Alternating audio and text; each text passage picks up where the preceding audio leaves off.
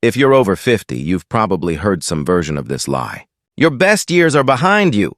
You feel it when the younger guys at work stop asking your opinion. You hear it in your doctor's tone when he starts talking more about managing decline than building strength. You see it when the women who once looked your way walk past without a glance, and it pisses you off, but you swallow it like you're supposed to. Here's the truth. You are not done. You're just finally dangerous. Because for the first time in your life, you've got the experience, the lessons, the scars, the insight. And most of all, you've run out of time to waste. This isn't a motivational speech. It's a call to arms, not to fight the world, but to claim your final form. Because while the world worships youth, Stoicism teaches something deeper. The older you get, the more unshakable you must become. So let's talk about what that looks like in action. Not theory, not philosophy in robes. Real-life wisdom for men who refuse to go quietly. Let's begin. 1. The power of stillness. Why older men hold the real leverage. Young men run toward everything. Money, women, validation, fast cars, louder voices, social media likes. It's chaos disguised as ambition, but an older man, he learns the art of stillness. Stillness is not passivity. It's controlled power. It's knowing that 90% of what most people chase doesn't matter. And the other 10% can't be bought. When you're still, you stop leaking energy trying to fix everyone, impress strangers, or be liked. You move from reaction to presence. Ever watch an older lion in the wild? He doesn't chase. He waits because he knows exactly when to strike and when to stay quiet. As a man over 50, you hold that same potential. You don't need to be the loudest in the room. You just need tasing like someone who's seen death and didn't flinch. Stillness becomes your gravity. It draws people in. Women respect power because people sense something deeper in you. A man who survived himself. 2. Unapologetic masculinity. Let the world call it intimidating. There comes a point in every man's life when he either shrinks to fit the modern world or he becomes a mountain people learn to walk around. You don't owe softness to anyone. You don't owe political correctness to people who haven't lived a day of your life. This culture wants older men to apologize for being masculine, for being direct, for having standards, for not bending to every emotional wave. But guess what? Your unapologetic energy, your too much presence is exactly what a softening world needs. You don't have to shout. You don't have to argue. You just have to exist without folding. Start taking up space again. Sit with your legs wide, speak slowly and clearly. Hold eye contact until the other person breaks. You're not mean. You're not toxic, you're masculine. And that is rare now, which means it's valuable. Don't bury your nature to make others feel safe.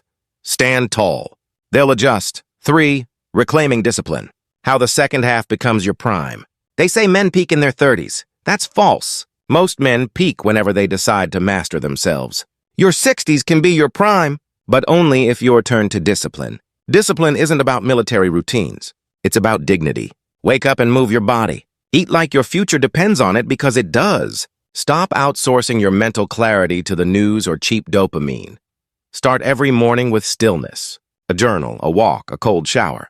Not because it's trendy, but because your time is now currency. Spend it wisely. You want vitality back? Train your body again. You want clarity? Stop consuming trash content and start building your cathedral of thought. The older you get, the more your actions echo. You're not just living. You're leaving behind a blueprint. Leave a strong one. 4. The woman question. Why you stop chasing and start attracting? You might notice something after 50. The chase gets old.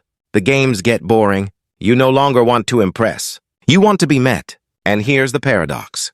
The moment you stop chasing women is the moment you start attracting them. Not the flaky kind, not the ones who want status or sugar daddies, but the rare woman who sees your quiet power and leans in. This only happens when you stop living on the outside. Women are drawn to self-contained men. Men who don't need their approval, men who are whole. So stop trying to be younger. Stop dressing like you're 25. Own the gray. Wear the wisdom. Speak from the chest, not the throat. There's nothing sexier than a man who walks like he's already enough. You're not invisible. You're just finally in a place where you choose what you see. 5. Legacy mode. Activated. Why? It's time to become the man they talk about when you're gone. This final chapter, it's not the end. It's the moment where everything counts.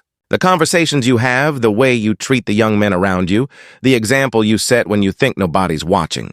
Most men live to be remembered by a paycheck, a title, or a car. But real legacy lives in the impact you made when no one asked you to. What did you teach? What did you tolerate? Who did you protect? Who did you become? Your legacy isn't a tombstone.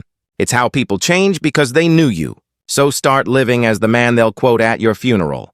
Be the one whose name gets brought up when younger men ask, "Who showed you how to be a man?" Let the answer be you. You're not past your prime. You are in the age of power where your calm cuts deeper than chaos, where your presence is heavier than any flex, but only if you reclaim it. If you feel this in your bones, if this video reminded you of the strength you forgot you had, type, "I'm not done" in the comments. Let's light a fire under the older generation of men, because we don't need more noise. We need men who walk with purpose, speak with weight, and live with legacy. Subscribe if you're done being talked down to. And remember this: age doesn't weaken you, it sharpens you.